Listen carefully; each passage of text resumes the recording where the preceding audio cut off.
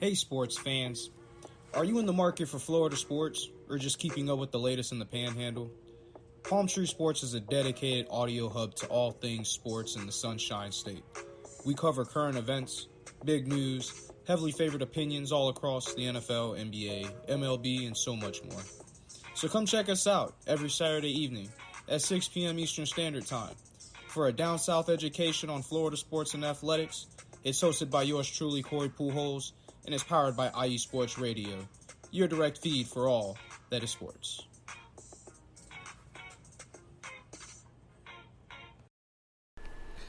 Hello and welcome everyone to Palm Tree Sports Radio, the aforementioned podcast, if you will. And my name is Corey Pujols. I am your host, and as always, it is brought to you and powered by IE Sports Radio, your direct feed for all that is sports. Happy Saturday, everybody. Welcome to the show. I'm glad to have you guys. There's a lot to talk about. There's a lot to talk about in a few sports more specifically. We're going to get into all that, but first and foremost, let me just get a word out real quick, guys. It's been a very trying last couple of weeks for us. I'm pretty sure you guys have sensed it as well and gone through, and I just want to say thank you for taking the time to, join me on here. Let's get away from all the problems that we're facing for a little bit, and let's talk about something we all love. Let's get updated on what's going on in the world of sports down here in Florida, yeah? So, since that's what we're going to get started with, of course, today may be a college football Saturday, but we always begin things off with the NFL, especially now that we're back into season. And with the NFL being in its going into its third week now, actually, there's quite a few things to talk about with the teams coming out of Florida, right? So, obviously, this is going to be the second week of the season. Monday will start the excuse me, my apologies there. Next Thursday will start the following week for the NFL season. So, guys, let's talk about what's going on. That's happened so far in week one, which would be Tampa Bay playing the Minnesota Vikings. So, Tampa Bay played Minnesota Vikings at Minnesota, all right? That's a little bit of a big deal because there weren't really high expectations from anybody coming out of the NFL this season as far as Tampa Bay was concerned. A lot of people thought we were going to be one of the worst 5 teams to play, in the NFL this year. And so far, so good. And when I say so far, so good, like I said, beating Minneapolis, Minnesota at 20-17 last Sunday was a great way to kick off the season for the Tampa Bay Buccaneers. Again, beating Minnesota at Minnesota, no easy feat for all those who remember. Minnesota had a great run last year, winning a ton of games. I think it was 11 games by 1 score or less. So that was a big up for the Tampa Bay Buccaneers. We played a phenomenal game, in my opinion. I think the defense was absolutely outstanding. I think that the offense struggled in the beginning but began to pull themselves together. The suggestion that I had last week, although I didn't give a score, was that we need to double JJ. And if you double JJ, the rest of the game comes easy. We have to understand that in the NFL, there are teams that exist like Minnesota, where they have one player that if he continuously touches the ball, they will win the game.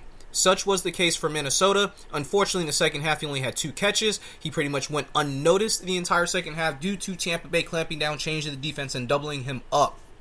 That is what you got to do against JJ. Phenomenal outing by Tampa Bay. Good game played by Minnesota. Unfortunately, the rest of the team couldn't pull their weight, unfortunately, on Minnesota's behalf. So congratulations, Tampa Bay.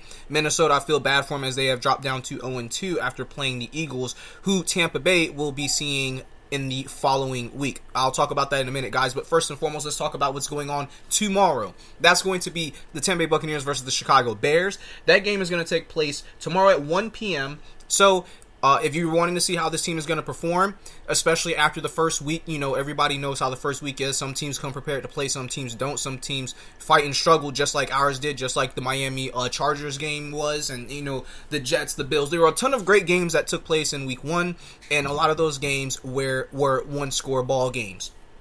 So, with Tampa Bay not being immune to that, I imagine that this week here against the Bears will be another decent test. Justin Fields presents a threat that we haven't seen very often since the likes of Michael Vick.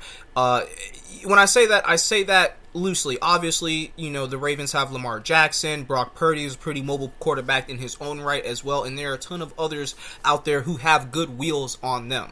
With that being said, it's quite logical that Justin Fields may be one of the top 3 running quarterbacks in the league. The problem is he doesn't have anybody else on his team to throw the ball to. Let's just be frank here. Justin Fields is the best player on that offense, and it's unfortunate because everybody else, there's such a drop in the availability at which they play at, okay? And what do I mean is they can't get open. The running backs have hard times finding the holes. These are things that can be rectified, but you're going to have to start with protecting Justin Fields and getting a better offensive line. To me, that seems to be the biggest weakness of the Bears. They have players on both sides of the ball who can do big things. Eddie Jackson went to Alabama, and he was an absolute monster. He's a very good safety defensive back now already. However, it's hard for him to shine if other players aren't going to step up to the plate and do their job. Tampa Bay, on the other hand, okay, emerging from a Week 1 victory, as we just talked about, against the Vikings, should be feeling pretty good right now. Obviously, I think down here in Tampa, the feeling is synonymous. We all believe we have ourselves a quarterback, somebody who wants to be here, somebody who wants to get it done. I myself, a few years back, when Baker Mayfield was being drafted, was quoted as to saying, man, I wish we could get him. Just because he may have struggled, yes. But we know talent when we see it, okay? And there's no doubt in anybody's mind that Baker isn't talented. He just has to limit the turnovers, which he has done a good job doing, and I look forward to him continue to do. Tampa Bay has had that knack with quarterbacks in recent memory, being able to make sure that we find success by not turning the ball over, and when we have, we've won, okay? Now, of course, Jameis Winston is the obvious how can I say, black sheep to that scenario. And I use the term black sheep simply because, realistically speaking, I don't think the league has ever seen somebody throw 31 interceptions in a season. That's a big deal, okay? It's a big deal because, albeit he is a good quarterback, of course, when you have highs, you have highs. When you have peaks, you have peaks. And you have valleys, you have valleys. So, I obviously never wish anything more but the best from Jameis Winston. But realistically speaking, for Baker to be successful, he has to do exactly what Jameis Winston did not do, and that's not turn the ball over. And of course, didn't turn the ball over last week.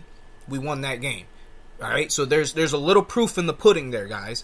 I look forward to seeing Tampa Bay dominate at the line of scrimmage today. I look forward to us stopping the run, causing Justin Fields to have to maneuver in and outside the pocket. He's been known to turn the ball over when he has to do more than what he's required to do, when he's doing extra, as you might, say to yourself. Excuse me there, guys. That is the idea that Tampa Bay is going to live with defensively. I imagine we'll be spying him 90% of the game, except for, run plays. So, realistically speaking, like I said, Tampa Bay should dominate the line of scrimmage. Our defensive line is absolutely phenomenal. I like this team that we have right now and the players that we have in the positions that we do have. With that being said, Justin Fields being as mobile as he is, expect Devin White to be all over the field tomorrow. For those of you who are wondering how this game is going to go, I'm going to say Buccaneers win 28-17. I like the score of 17 simply because I do believe that Justin Fields will be able to do something and will be able to create plays with his feet that will enable his team to get in the scoring position, and I can understand them putting some touchdowns on the board. With that being said, I also have complete faith in our offense as far as running the ball and passing the ball. Rachaad White has been a heaven sent at running back for us last year and so far throughout the first game, of course. Now, the Vikings did a decent job taking away our run. Nonetheless, we were still able to run the ball enough that play action fake did exactly what it was supposed to do. Freeze the linebackers, make the cornerbacks and the safeties, look back into the backfield and try to figure out where Baker's going with the ball. By then it's too late, i.e. the touchdown with Mike Evans, i.e. the touchdown with Trey Palmer. Trey Palmer, speaking of, look for him to have a monstrous day. Obviously, this guy is a phenomenal wide receiver ball player, but he's going to be even better knowing that the Chicago Bears, playing this offense 2 years ago, and 3 years ago, knew that they had to take away our number 1 and number 2 option, which led for our third receivers and our tight ends to get a lot of plays. So also look for Cade Alton to have some touches, possibly even his first touchdown of the season. But like I said, I'm going to rock with 28-17 Tampa Bay. The only reason why I can't say 28-14 Tampa Bay is because I do wholeheartedly expect that at some point, whether it's late in the game or otherwise, that the Bears will have sustain at least 1 or 2 offensive drives for sure, guys. So, but like I said, Tampa Bay looking good. Let's keep it rolling, guys. Now, as far as the next game, this is where things are going to start to get slippery for Tampa Bay. We are going to play the Eagles. That game is going to be on Monday Night Football. So you guys know the Buccaneers have already struggled with the Monday Night Football games, and they are going to be playing the Eagles, who, in theory, are the best team in the NFC. I personally think the 49ers are the best team in the NFC as long as Brock Purdy stays healthy. But with that being said, I do believe that Tampa Bay has a shot in this game. We've always played well against the Eagles. We have to be able to summon that strong defense and be able to keep that offense intact. Hopefully, if they make mistakes, we'll be able to capitalize on that. Offensively, we have to play Minnesota like it's 2002. We have to roll. We have to bait the line of scrimmage out of the play. And if we can do that and find one-on-ones with our talented wide receiver core, we should be able to make a lot of plays, score some points, and keep this a low-scoring game. We'll talk more about that next week as we get closer to it, as it is, again, a Monday night football game. So we'll have one more show before then. But nonetheless, like I said, tomorrow, Bucks, Bears. Let's go Bucks. Now then, let us move on over to the Jacksonville Jaguars, who were able to beat their division rival, the Indianapolis Colts, 31-21 last week, okay? So that score was pretty close to what I said it was going to be. I think I said the score would be 30... Did I say 34-21? I think it was. I said something along that line. It's 31-21. I'd like to think that I know what I'm talking about when it comes to the game of football. Is a perfect example.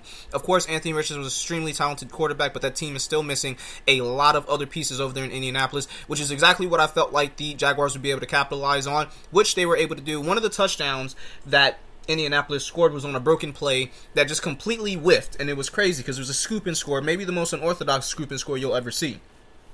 With that being said, the Jaguars were able to pull together a relatively masterful defensive performance as far as keeping the Colts out of the end zone. Of course, Anthony Richardson did get his first NFL touchdown, which congratulations to him. He's a former Gator, so I'm always going to have love for the kid. But obviously, Jacksonville able to get the dub there, so congratulations to Jacksonville moving over to 1-0 as they get ready to slide into the second week. I'm very proud of their performance, but here comes the tough game. You got the Chiefs Sunday at 1 p.m. Okay, here's the deal, guys. Excuse me. Andy Reid doesn't do well with losing. Okay, and I'm not saying he's a sore loser. What I'm saying is he usually tends to come back with a vengeance after a loss. This man isn't one of those guys who takes a loss laying down. He gets in the lab, he gets busy. All right, this is not a game for Jacksonville to make mistakes. This is not going to be one of those games. You best believe that Andy Reid is going to have that Chiefs team into shape, and if Jacksonville wants to win this, they're going to have to drag it out and make it a dogfight. And I'm talking World War I dogfight. Okay, guys, they're going to have to slow the game down. They're going to have to control the ball. They're going to have to make sure that Patrick stays contained and makes mistakes. Okay, Patrick most likely is not going to be that guy. However, just take in consideration that if they do come out to ball, the Chiefs that is, Jacksonville will have a hard time winning this game. However, if Jacksonville can, if they can kind of mimic the defense that Tampa Bay played a couple years back in the Super Bowl, due to the fact that obviously Tyreek Hill is no longer with the Chiefs, he has not been for the last season, or 2 seasons now that we started the second season. This is one of those things where it's going to be very important for the Jacksonville Jaguars to stay in their lanes, play sound defensive ball at the line of scrimmage. Offensively, they're going to have to run the ball effectively. Okay, guys, it's very simple. You're going to have to run the ball effectively. Run the ball effectively grants you 2 things. 1, time of possession, and then 2, it grants you the ability to open up play action, which also opens up the gun. Okay, so for those of you who understand what I'm saying in the game of football, you know what I'm saying is true. Even if you've played Madden, you know that this is true. They're going to have to win via play action. They're going to have to score a lot, and they're going to have to score early and often if they're going to win this game. I think Jacksonville can do it. I think this game has the possibility to find itself in overtime. If it does, I would say that whichever team gets the ball first in OT is going to be the team that wins, and I'm going to not say which team it is that will win because of how close these 2 teams are in proximity as far as skill and ability are. Considering Kelsey is out, okay, at least from the last report that I read that he is going to be out for this game. I'm going to say the game goes into overtime tied at 27, and I'm going to say that whoever gets the ball first wins the game via field goal. I'm going to say via field goal. So I'm going to say 30-27. I'm not sure which team it is that's going to pull it. I'd like for it to be Jacksonville. We'll have to wait and see how that goes. Now then, the following game after tomorrow's game against the Chiefs is going to be against the Texans. That game is going to be Sunday, September 24th, 1 p.m. Now, that's a gimme, okay?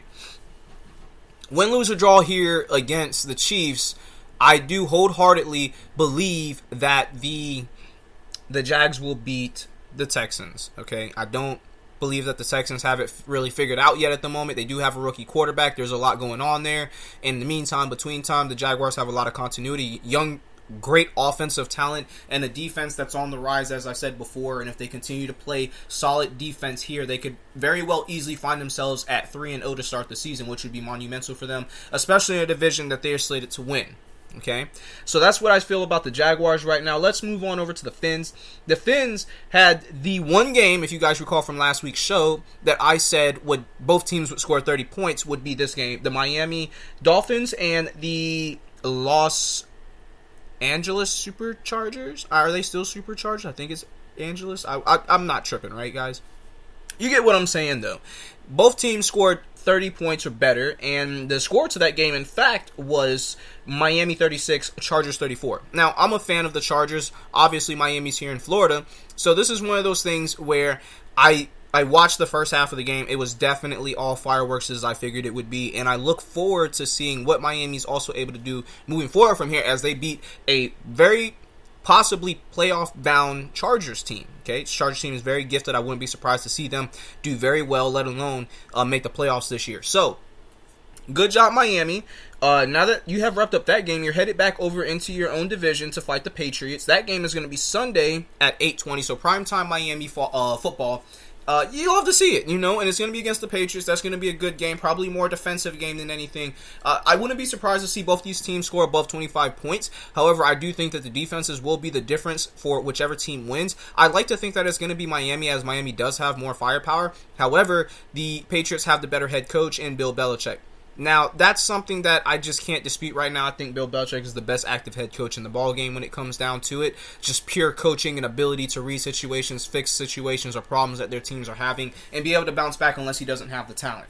This game's going to be a really good game. Could quite possibly be game of the week, especially with Mac Jones possibly returning back to form. We'll have to see what happens. Again, both teams to be successful are obviously going to have to run the football to create play action. Both teams know what to expect from each other. They're division rivals after all, and these games are always the more stressful ones of the bunch.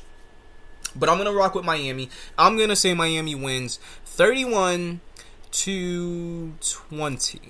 I think that's a pretty solid score. I could see Miami outlasting them, again, off of pure talent alone.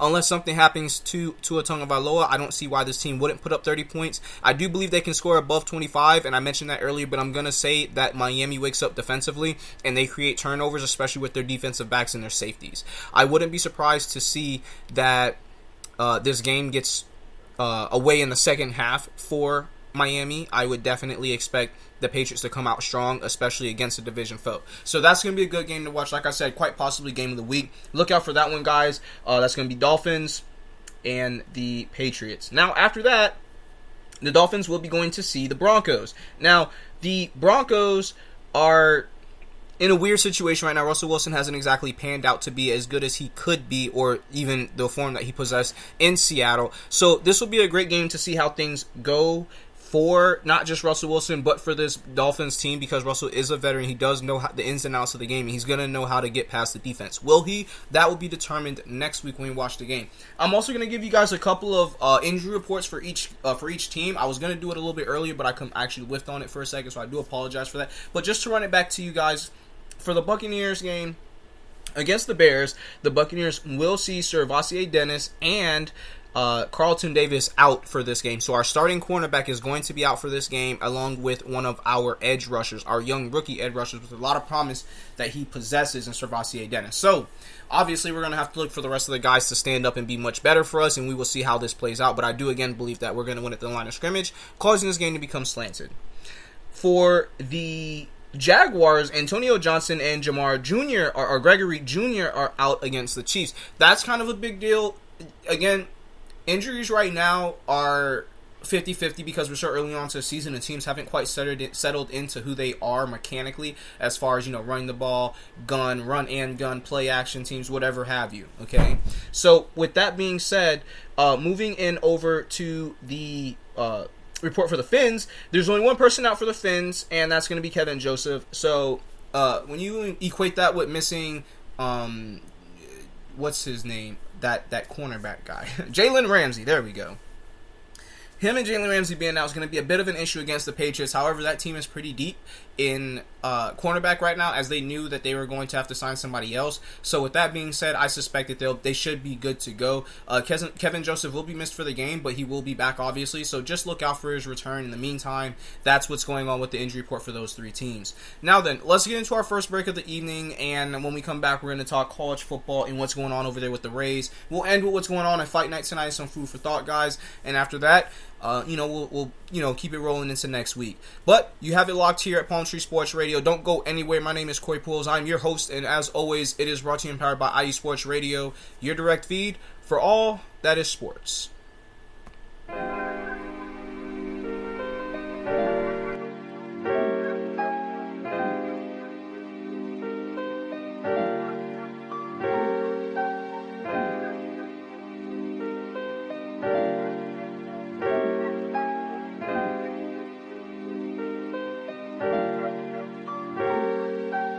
Hello, ladies and gentlemen. My name is Davidson. It's your boy, Lentarius Law. And we are the hosts of Fast Break here on IE Sports Radio, where we discuss everything in the world of basketball from prep to the pros. You guys should definitely check us out, man. Sunday, 8 p.m. Eastern, 5 p.m. Pacific. We got all the basketball information you guys need, so we look forward to you guys listening in. And please do, because we are the best basketball show on this side of the Mississippi. And please do check us out on Twitter at FastBreakISR. D-Lock, where's our time again? 8 p.m. Eastern, 5 p.m. Pacific. That give you guys plenty of time on a Sunday. Tune in.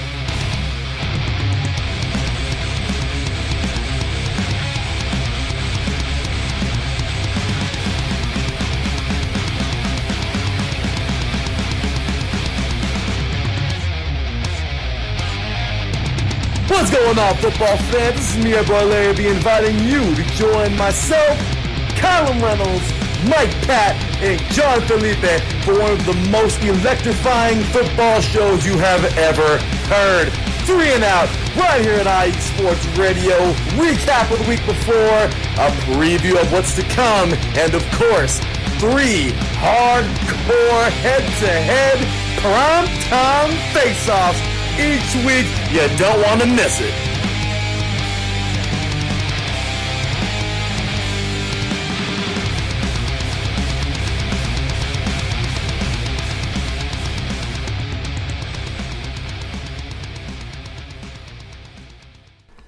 And shout out to Larry, you guys. That's the man, the myth, the legend himself, the leader of our illustrious IE Sports Radio brand, and a guy that I really appreciate for giving me this position, this platform to be able to talk to you guys about what's going on. And speaking, it's about talking to you guys what's going on. My name is Corey Pools. I'm your host for Palm Tree Sports Radio, which is brought to you by IE Sports Radio, your direct feed for all that is sports, guys. We just covered what was going on in the NFL. Let us now move on over to college football game day. Okay, now for those of you who are unfamiliar with that term, college football game day morning is actually a bit of a ritual. I guess you could say something that's a practice in my family, something that me and my father used to grow up doing, something that I still do to this day, which I did watch, and that's what I want to talk about real quick before I talk about the teams.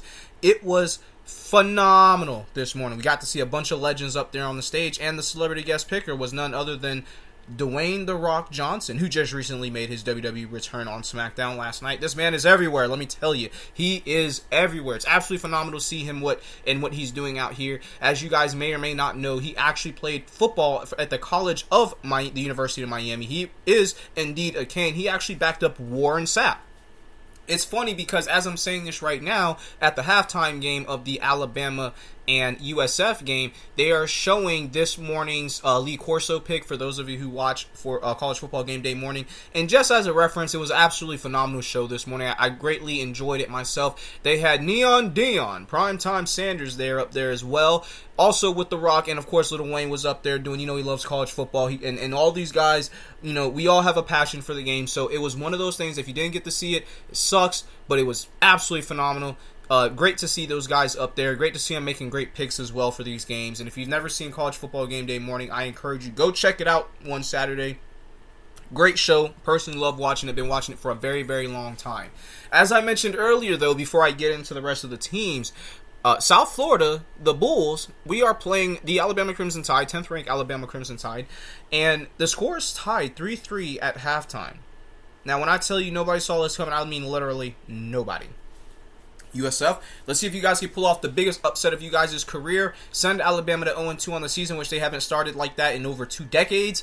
Guys, that would be absolutely phenomenal. Let's go Bulls, all right? They're playing over there at the Ray Jays. For those of you who do not know, that is the exact same stadium that the Tampa Bay Buccaneers play in. So, it's going to be a really big deal down here at USF. That's the biggest college that we actually have, okay?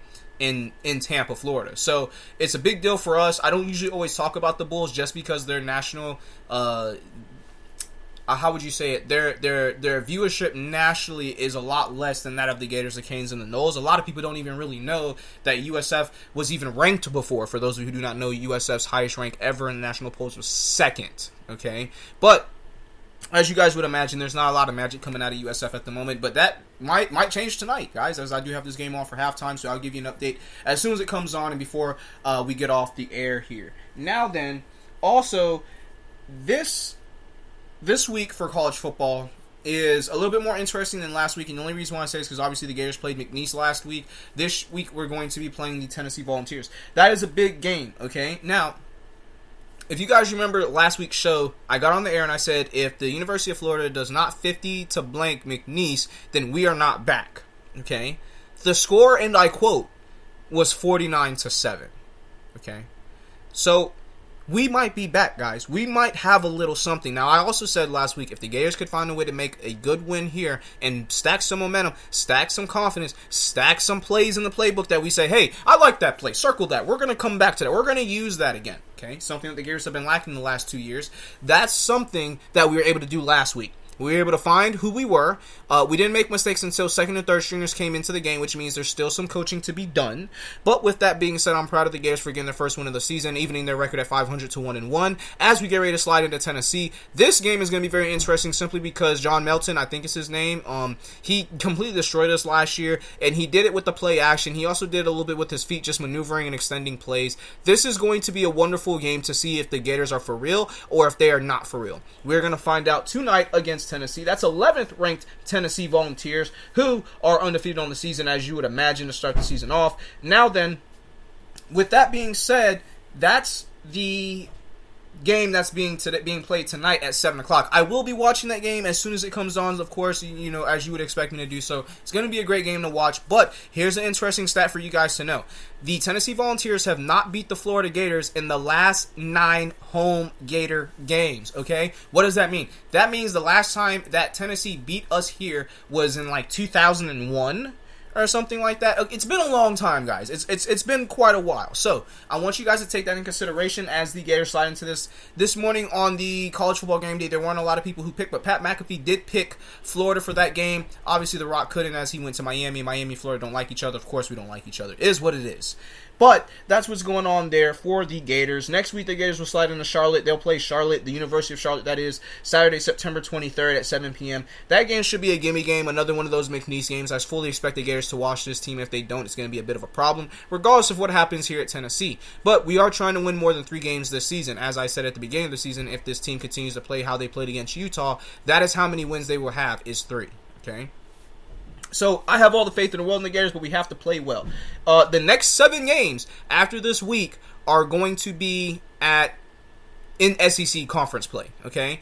The SEC is obviously the most dangerous conference in all of college football at any given time. Better than 5, 6, 7. Sometimes at one point in time there were 10 teams ranked in the top 25 here in college football out of the SEC. That right there is an absolutely ridiculous number when you consider that there's about 150 to 155 different colleges that play professional, or not professional, but college football here in the BCC. So, it's a very big deal for it's a really, really big deal for the Gators to put this win together, and I'm hoping that they can do that, especially, like I said, with the following 7 games after the game at Charlotte to be in SEC gameplay. Now, that's what's going on for the Gators. Let's move over to the Florida State Seminoles. The Seminoles, who have started this season on fire, dropping LSU and then dropping Southern Miss last week. They were able to win that game against Southern Miss at 66-13, about what I expected. I did think that they were going to completely wash them, and they did. So, not much to really say about that. Florida State playing strong there against, Southern Miss. However, today, they struggled against Boston College. Now, last week I said it was going to be the annual sacrifice of Boston College to Florida State. Boston College must have heard what I had to say and gave FSU everything they had. As a matter of fact, they gave FSU more than LSU did. FSU played a very, very salty game, a very, very undisciplined game, to say the least. It's not like them, and it was a bit of a shell cracking, if you will, because this score ended up a score of 31-29. It's a 3-point difference, and obviously in college football that means basically whichever team had the ball last was the team that won, essentially. And it's always scary when you're in those kind of ball games, especially when you're as highly ranked as Florida State. I wouldn't be surprised if a loss like this does make them tumble down a spot, depending on how somebody in the top 10 who was also undefeated plays. However, this game was just one game, as the other 2 games that they played, they had large margins of victory. So it is not too much cause for concern, but if Florida State does play like this in an ACC championship game, they will lose. Take that in consideration as we continue to move out through the season there, Knowles. Now then, I also have faith in Florida State, though, as I imagine that they would beat Boston College. I imagine they're going to beat Clemson next week. Clemson has not started the season strong, guys. Clemson has been playing very bad football to start this season. It's a little bit discerning, I guess, if you will. I've never seen a Dabo Swinney-led team play like this before, and it's very sad. So, depending on what happens here, I fully expect that Florida State will win this game. I don't want to suggest a score simply because it's college football and anything can happen, and Florida State seems to play better the better the team is, okay? So, ranked 3rd, they're going to have to come in here, put a whooping on Clemson, keep the ball rolling, but like I said, if they play any time, all right, like they did against Boston College, against Miami or against, Duke or one of these other good teams, they'll lose that game, okay? So keep that in consideration there, Knowles. Now, moving on over to the Canes. Canes are very simple, okay? Canes put a whooping on BCU Thursday night football. That was going to be 48-7 victory. I pretty much expected that one was going to be a wash. I was thinking that was going to be a 50-0 as well, and it was 48-7 once again. So we're starting to see a trend here where the teams in Florida, outside of Florida State's Boston College game, when they play teams that aren't quite up to par, they wash them. That's fully what I'm expecting to take place in the following game against Temple. Temple, albeit a great college and a team with a lot of history and a lot of story behind it, has not exactly played well in recent memory. So we're going to have to wait and see exactly what happens right now as the USF quarterback goes rumbling down to the 50, to the 47 yard line. What a great run by him. But we will see what happens in that Temple-Miami ball game. I'm fully expecting, like I said, Miami to absolutely destroy Temple. We will see what happens, though, as that game is going to be a late afternoon game starting on Saturday, September 23rd at 3:30 p.m. That's perfect timing because by the time that game is over, we'll be able to watch primetime college football, which will be the that will be the Gator game against Charlotte, okay? So that's what we're looking at for next week as far as those games are going to be concerned. You're going to get to see all 3 teams play pretty good or have pretty good outings against their following opponents from this week. But like I said, in the meantime, between time, Canes put a whooping on BCU. I fully expect them to keep the ball rolling. They're playing really good football right now. Tyler Van Dyke seems like he's discovered who he is. Finally, we've been talking about that since last year. This Miami defense is also for real. So congratulations on Miami starting the season the way they have. Same thing with FSU and Gators. Let's just try to keep the ball rolling this week. With some good scores. Let's go ahead and get into our second break of the evening, and when I get back, we'll wrap things up with what's going on in the MLB. We'll talk about what's going on in UFC's Fight Night as well, as we do have a rematch for a great fight that took place earlier in the season, or not season, but earlier in the year. So get ready for that, guys. Keep it locked here at Palm Tree Sports. My name is Corey Poole, your host, and as always, this is brought to you and powered by IE Sports Radio, your direct feed for all that is sports.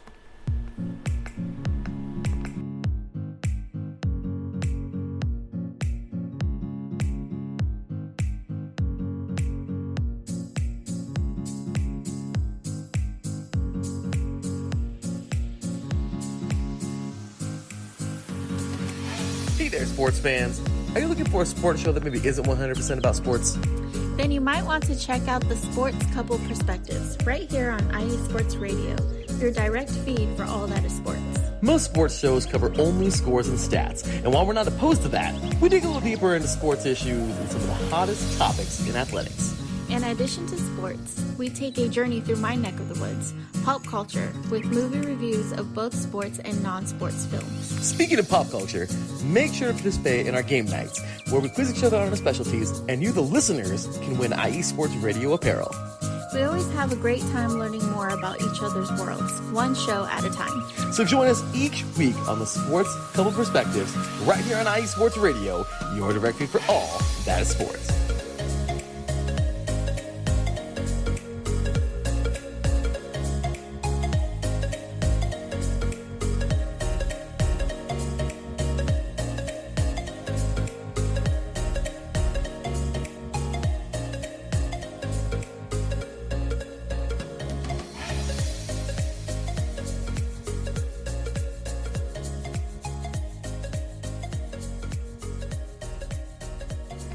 And what a wonderful way to take a spin on sports and talk about it as a couple. I can't imagine how phenomenal that is.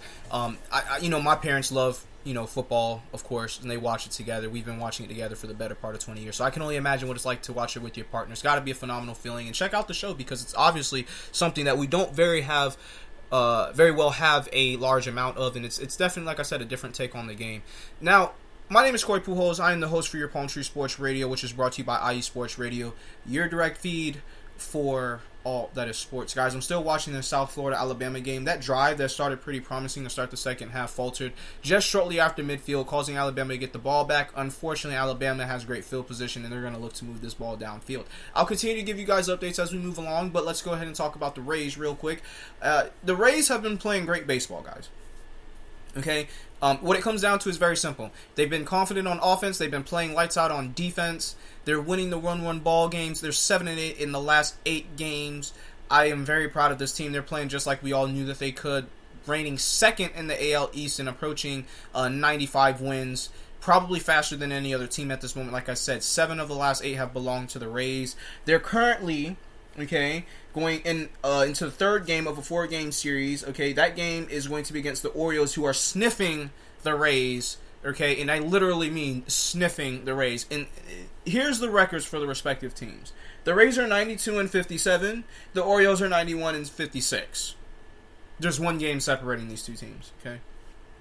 So I look forward to seeing how this third game plays out. That game is going to be tonight, 7:05 p.m. start time. Again, this is the third of the 4-game series, with the final game coming tomorrow. The game that was played last night was a 7-1 victory by the Rays. So congratulations again, Rays. Like I said, just been playing lights out baseball. Before that, it was a 4-3 victory, I believe it was, and then a 1-0 victory. So winning those 1-1 ball games are always going to be something big. James Carter harped on it in 1992 when the Blue Jays took on the Philadelphia Phillies. That was one of the greatest World Series of all time. If you have never watched it, go check it out. 1993 World Series, Blue Jays versus Phillies. James Carter said it best, though. You gotta win 1-run ball games. Great ball clubs win 1-run ball games, and that has always stuck with me. As when you look at these teams, especially when they approach the World Series, you can see these teams winning those 1-run ball games, and it really separates them away from the rest of the pack. The Rays need to continue to do that. Continue to win. Continue to stay on top of everything. Play good defense, and also move the ball, or not move the ball, but hit the ball effectively on offense. And if they continue to do that, we're going to be World Series champions, y'all. So, congratulations on the Rays. Like I said, 7-8 is not too shabby at all. The next game, also against the Orioles, the 4th of the 4-game series, is going to be tomorrow at 1:35 p.m. So, if you're not looking for anything, or if you're not watching anything, my apologies, you're looking for something to watch at lunchtime, 1:35 p.m. Like I said, Rays, Orioles, final of the 4-game series. Last time that they'll play before the playoffs start. So then that means that there's a following series, and that would be correct. The following series is going to be against the Angels. That series starts Tuesday, September 19th at 6:40 p.m. That's going to be a 3-game series. Looking for the Rays to obviously pour it on offensively there against the Angels. They're going to have to. Obviously, the Angels have some serious talent on that team, but the Rays have the better overall ball club, and I look forward to seeing what they're able to do. In the meantime, between time, that 3-game series is going to be, I believe, the last 3-game series that they play against the Angels as well before the playoffs start. So then, check that game out. Check that series out, like I said, starting Tuesday, September 19th at 6:40 p.m. And as I mentioned before, with the Rays winning 7 out of the last 8, they're turning into very tremendous closers, walking it off at will when they need to, and just playing pretty solid offense and defense, of course. There have been a few times where referees have cost us, obviously, or the umpires have cost us certain games by, just showing, I hate to say it as a fan, but showing levels of favoritism. It always seems to happen where somebody else's house. We never have that problem in our house. So you get what I'm saying there, guys. I still believe that the Rays are probably the best team in the AL East. It's going to be tough. Obviously Atlanta Orioles, all these guys playing good baseball. It's always subject to change, but getting in is the key. Once you get in, then you can go from there, right? So whether it's first or second, or hell, even third, go Rays, go. We have all the faith in the world in you guys. Keep playing solid baseball. Keep making us proud. Keep doing how we do down here in South Florida, and let's go ahead and win these last 2 games against the Orioles, and then let's go ahead and win the next 3 games in that 3-game series against the Angels. That's what's going on with the Rays, guys. Nothing else to really report outside of that. Great pitching, great hitting, great defense, great everything at the moment. I'm very proud of them.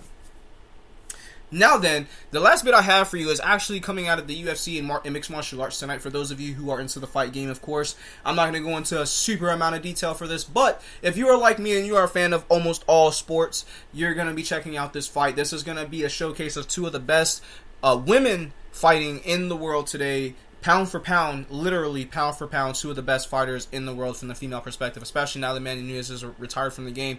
Valentina Shevchenko, one of my all-time favorite female fighters, is actually fighting in the rematch against now champion Alexa Grasso. Valentina Shevchenko is the flyweight GOAT of the world. She is the female that we look at and we think, this is a martial artist. This is the all-encompassing martial artist. When you think about Amanda Nunes, you think about this brute force Mike Tyson-esque female, where when she hits you, you go down. Okay? There's no way around it. When she hits you, you go down. Okay? Valentina Shevchenko, of course, is the other side to that. Excellent technique, excellent discipline, knows how to listen to her corner, knows how to wrestle, knows how to strike, has Brazilian Jiu-Jitsu, knows cage presence, knows how to pressure, knows how to back off of pressure, distance gauging, absolutely phenomenal. The head kick knockout obviously was Bullet's highest career moment in my opinion. It really showed her separating herself from the rest of the division. And here comes Alexa Grasso fighting at a very high level, gets a submission victory on Valentina Shevchenko, which is absolutely a surprise. Nobody saw that coming. Definitely one of the biggest upsets in women's martial arts, let alone all martial arts altogether. This fight is not guaranteed to go all 5 rounds, so if you guys want to see a flashy finish, this would be one of those fights to watch. I fully subject myself to believing that Valentina is going to have a phenomenal fight. I believe that she is trained very hard for this, and she is prepared to do whatever it takes to get her belt back and become a 2-time flyweight, welterweight queen of the world. I'm a huge fan of Bullet Valentina Shevchenko, and I look forward to seeing this fight. Now then, the co-main event is not to be slept on, guys. For this to be a fight night, this is a pretty good card. And we're going to get to see Kevin Holland, okay, obviously the very charismatic, very talkative, very fun to watch, definitely a crowd favorite. If you don't like this guy, there's something wrong with you. Kevin Holland's going to be fighting Jack Della Maddalena, okay? This is going to be a great fight. Jack Della Maddalena has really made a name for himself over the last couple of years, getting a lot of finishes inside the octagon. I think he's only suffered 1 loss in the last 2 years. Absolutely phenomenal fighter. But Kevin Holland, also another phenomenal fighter, in my opinion, probably one of the best fighters to never win a title in the UFC. The man is absolutely gifted in all different areas, but he's a very gifted striker among the very best in the welterweight division, in my humble opinion. I look forward to seeing this fight.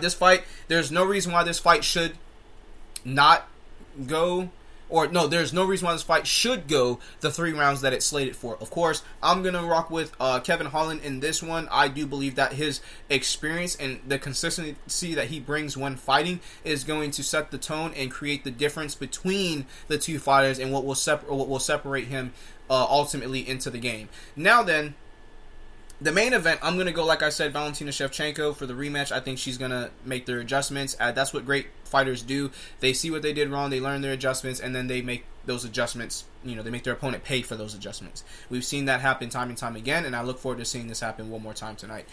For the last update that I have for you guys, in the Alabama, 10th ranked Alabama playing South Florida. South Florida just launched one deep down left side of the field. It was picked off, but it was nullified by a face mask, giving the Bulls a second chance here at 2nd 11 approaching midfield. They're probably going to roll into play action. There's 8 minutes and 22 seconds left in that game. Guys, thank you for having it locked here at Palm Tree Sports. I really appreciate your time. I really appreciate you guys keeping it locked here. Dad, thank you so much for listening. I appreciate your support. I love you. Be safe. I'll talk to you soon. In the meantime, guys, spend time with your family. Enjoy your free time. This world is getting crazier and crazier. I'm going to tell you this every week because it's important for us to hear it. Spend time with your loved ones. Don't waste time, because time is the one thing that you cannot get back in this world, guys. You can't get it back. You can make back money. You can get back material items. You can build relationships and goals. Everything that you do in life aside from time itself, you can do or get back, but you can't get back time. Make the most of it, guys. Enjoy what's going on for the rest of the evening. Like I said, still a few more good games to go. Florida, Tennessee tonight, and then of course, like I said, Alabama, South Florida still playing right now. This game is pretty close, so enjoy the rest of your evening, guys. Enjoy tomorrow's slate for what's going on there with baseball and everything else for that matter. And as we get ready to head back into this work week next week, let's have a better week than we had this week and the week before, yeah? Again, thank you for having it locked here at Palm Tree Sports. My name is Corey Pools. I'm your host, and as always, this is brought to you and powered by IE Sports Radio, your direct feed for all that is sports. I'll see you next week, same time, same place. Peace.